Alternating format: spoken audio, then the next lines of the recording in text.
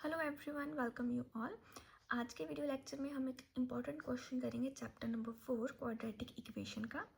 Statement है हमारे पास, in a flight of 2800 kilometre an aircraft was slowed down due to bad weather, its average speed is reduced by 100 kilometre per hour and by doing so the time of the flight is increased by 30 minutes. Find the original duration of the flight. तो ये हमारे पास statement है। ये question हमारे पास CBSE 2024 के exam में पूछा गया है। तो स्टेटमेंट है हमारे पास कि टोटल डिस्टेंस जो एक एयरक्राफ्ट को कवर करना है वो है 2800 किलोमीटर, लेकिन वेदर के ख़राब होने की वजह से उसकी जो स्पीड है वो रिड्यूस हो चुकी थी, मतलब जो स्पीड थी वो स्लो हो गई बाय 100 किलोमीटर पर आवर। और स्पीड के स्लो होने की वजह से उस फ्लाइट को डिस्टेंस कवर करने में जो टाइम था वो थोड़ा सा ज़्यादा लगा, उसका जो टाइम था वो इंक्रीज हो गया बाय 30 मिनट्स। तो हमें उस फ्लाइट की ओरिजिनल ड्यूरेशन, जो टोटल ड्यूरेशन है, वो निकालनी है। क्लियर?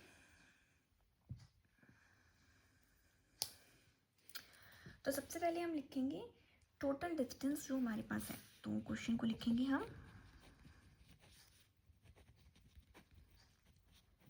टोटल डिस्टेंस जो फ्लाइट ने कवर करना है वो है हमारे पास 2800 किलोमीटर का। और हम मान लेते हैं, लेट करते हैं कि जो प्लेन है, वो एयरक्राफ्ट है, वो अपनी नॉर्मल स्पीड से जा रहा है जो कि है x। तो लेट द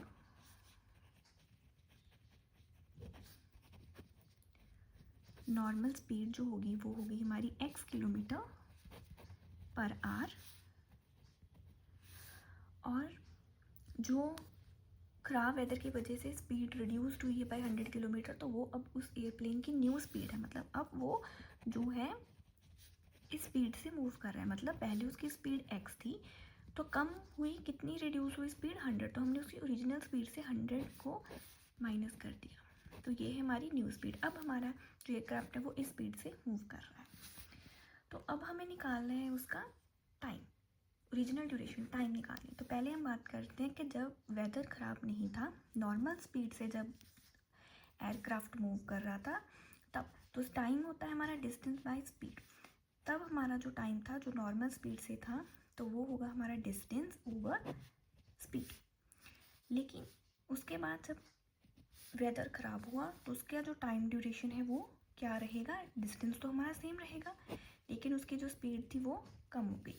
तो हमने दोनों टाइम की जो वैल्यूज़ थी, कंडीशंस थी, उन्हें लिख लिया। अब हम बनाएंगे इसकी एक इक्वेशन। तो इक्वेशन बनेगी कि जो हमारा टाइम t2 है उसे हम कैसे कैलकुलेट करेंगे कि जो हमारा पहले टाइम था अब उसमें हमें आधा घंटा ज़्यादा लग रहा है, जो हमारे पास 30 मिनट्स है, लेकिन हम कैलकुलेशन कर रहे हैं आवर्स में, तो हम 30 मिनट्स को 1/2 आवर लिखेंगे। ठीक है?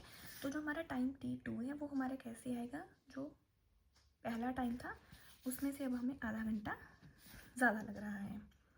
ठीक है? तो इनकी वैल्यू पुट करेंगे तो ये हो जाएगी हमारे पास टाइम t2 की वैल्यू, ये हो जाएगी हमारे पास टाइम t1 की वैल्यू। अब कैलकुलेट करेंगे, ये प्लस में है, इसके पास आ जाएगा तो हो जाएगा माइनस में। कैलकुलेशन इजी है और ऐसी कैलकुलेशंस आपने बहुत बार की भी हुई हैं। क्लियर? अब हम इसे बटरफ्लाई मेथड से सॉल्व करेंगे। आप चाहे तो आप एलसीएम से सॉल्व कर लेना। वैसे मैंने सारी कैलकुलेशंस जो हैं वो स्टेप बाय स्टेप ही की हैं, लेकिन फिर भी अगर आपको किसी भी स्टेप में, किसी भी कैलकुलेशन में कोई भी प्रॉब्लम हो तो आप कमेंट्स में उस स्टेप की क्लैरिफिकेशन पूछ सकते हो। क्लियर? तो अब हम इसे नेक्स्ट,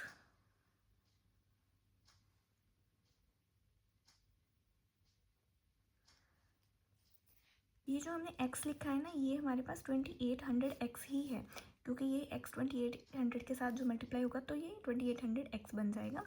तो ये प्लस का था और ये था माइनस का, तो ये हो गई हमारी वैल्यूज़ कट। हमारे पास अब बचा है 28,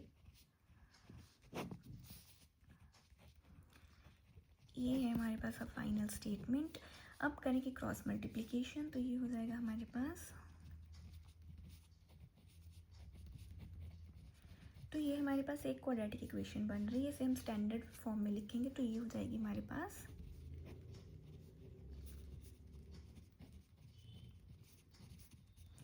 अब हम इसे सॉल्व करेंगे।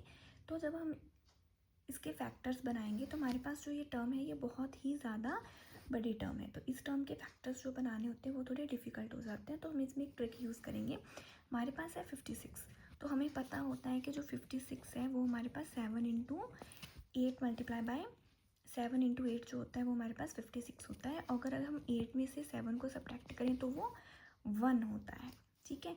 तो ये जो 00 है इसके लिए हम 1 0 लिखेंगे, इस 00 के लिए भी हम 1 0 लिखेंगे, क्लियर। तो मतलब हमारे पास जो होगा वो होगा 700 इंटू 800। होप आपको ये जो कंसेप्ट है ये समझ में आया होगा। तो अब हम इसे लिखते हैं। तो अब हम लिखेंगे कि ये है हमारे पास x का स्क्वायर। पहले तो मैं क्वाड्रेटिक इक्वेशन ही लिख लेती हूँ, यहाँ पे इजी रहेगा। ओके, तो ये है हमारे पास अब x का स्क्वायर, ये हो जाएगा हमारे पास 800x plus 700x plus minus minus हो जाएगा, ये रहेगा हमारा एज इट इज, क्लियर।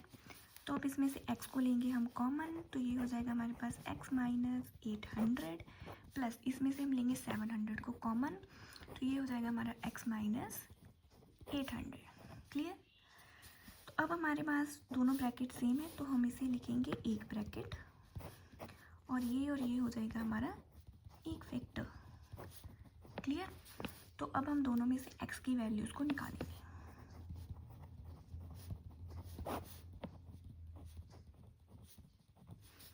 तो इसमें से हमारे पास x की वैल्यू आएगी 800, इसमें से हमारे पास x की वैल्यू आएगी माइनस 700, जो हम वैल्यू करेंगे रिजेक्ट, क्योंकि x था हमारा स्पीड और स्पीड हमारी नेगेटिव नहीं हो सकती, तो हमारी x की वैल्यू होगी 800। तो हम यहाँ लिखेंगे कि जो हमारी स्पीड ऑफ द एयरक्राफ्ट है वो होगी हमारी 800 किलोमीटर पर आवर। लेकिन हमें निकालना था ओरिजिनल ड्यूरेशन, हमें निकालना है टाइम। तो टाइम क्या होता है? टाइम होता है हमारा डिस्टेंस बाय स्पीड। डिस्टेंस है हमारा 2800 और टाइम है, स्पीड है हमारा 800। कैलकुलेट करेंगे तो आएगा 3.5 और इसे हम लिख सकते हैं 3 आवर और 30 मिनट। तो ये है हमारी ओरिजिनल ड्यूरेशन। होप आपको ये सारी कैलकुलेशन और क्वेश्चन जो है वो समझ आया होगा। अगर आपको किसी भी स्टेप में कोई डाउट है तो आप कमेंट्स में पूछ सकते हैं, और अगर आप मेरे चैनल पर पहली बार आए हैं तो चैनल को सब्सक्राइब कर लेना। Thanks for watching.